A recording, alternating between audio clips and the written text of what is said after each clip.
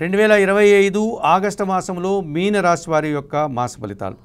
ఈ మీన రాశి వారికి 2025 ఆగస్టు మాసంలో 50% సుఫలితాలు వచ్చేటువంటి అవకాశం ఉంది.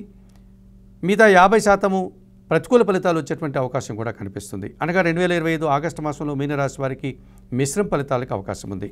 ఈ 2025 ఆగస్టు మాసంలో ఈ మీనరాశి వారికి షష్టాధిపతి అయినటువంటి సూర్య భగవానుడు ఆగస్టు 16 నుంచి షష్టమ భావంలో మీనరాశిలోనికి రావడం వల్ల మీరు గట్టి పోటీని ఎదుర్కొని విజయం సాధిస్తారు. అధికారుల అండదండలతో అభివృద్ధిని సాధిస్తారు. నూతన ఉద్యోగాలు కానీ ఉన్న ఉద్యోగంలో పదోన్నతులు కానీ అందుకుంటారు. రాజకీయ నాయకులకి మంత్రి పదవులు వచ్చే అవకాశం ఉంది. తృతీయ అష్టమాధిపతి అయినటువంటి శుక్రుడు ఈ నెల 20వ తారీఖు వరకు మిథున రాశిలోను, ఆ తర్వాత పంచమ భావమైనటువంటి కర్కాటక రాశిలోను సంచరించడం వల్ల స్త్రీజన సహకారంతో మంచి ఫలితాలను అందుకుంటారు. కుటుంబ సౌఖ్యాన్ని పొందగలుగుతారు. కుటుంబంలో శుభకార్యాలు నిర్వహిస్తారు. విందు వినోదాల్లో పాల్గొంటారు. సంతానం విషయంలో కూడా శుభఫలితాలు రావడానికి అవకాశం ఉంది. ఆత్మీయుల కలయిక ఆనందాన్ని కలగజేస్తుంది. జన్మరాశ్యాధిపతి దశమాధిపతి అయినటువంటి గురువు చతుర్థములో మిథున రాశిలో సంచరించడం వల్ల 50% గురుబలం మీకు చేకూరడం వల్ల గురువు ఇచ్చేటువంటి సత్ఫలితాలు కూడా మీరు అందుకోగలుగుతారు.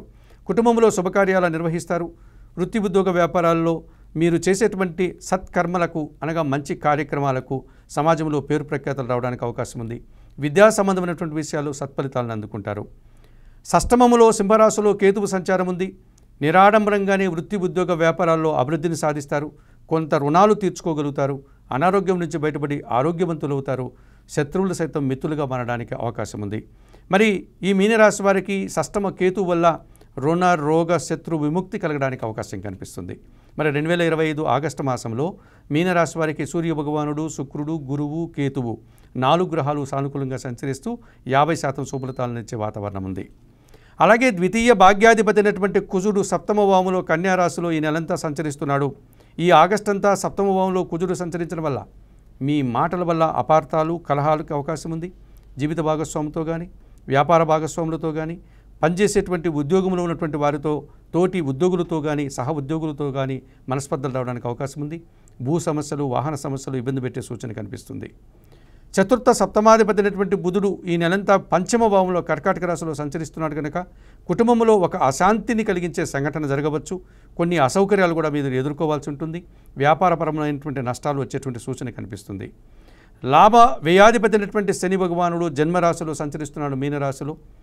సోమరితనం వల్ల కొన్ని పనులు వాయిదా వేస్తారు. ఈ రకంగా కొన్ని ఆర్థికపరమైన సమస్యలు ఎదుర్కొంటారు. రావాల్సినటువంటి ఆదాయం కూడా వాయిదా పడే సూచన కనిపిస్తుంది. వ్యయములో రాహువు సంచరిస్తున్నాడు కుంభరాశిలో మీనరాశి వారికి. దుబారా ఖర్చులు, దుబారా ఆలోచనలు, విదేశీ వ్యవహారాలు కూడా ప్రతికూలంగా ఉంటాయి.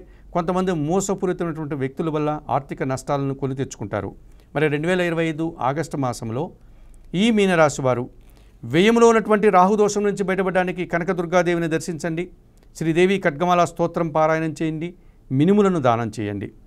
జన్మరాశిలో ఉండే శని దోషం నుంచి బయటపడడానికి శనివారం రోజు ఆంజనేయ స్వామి దర్శనం, తమలపాకులు పూజ, సుందరకాండ పారాయణం మీకు శుభఫలితాలను అందిస్తుంది.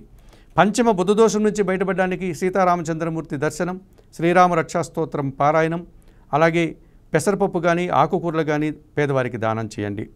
సప్తమ కుజదోషం నుంచి బయటపడడానికి సుబ్రహ్మణ్య స్వామి ఆరాధన, మంగళవారం రోజు సుబ్రహ్మణ్య స్వామికి అభిషేకం, ఎర్రకందిపప్పు దానం చేయడం వల్ల ఈ మీనరాశి వారు 2025 ఆగస్టు మాసంలో మరింతగా మంచి ఫలితాలను అందుకోగలుగుతారు.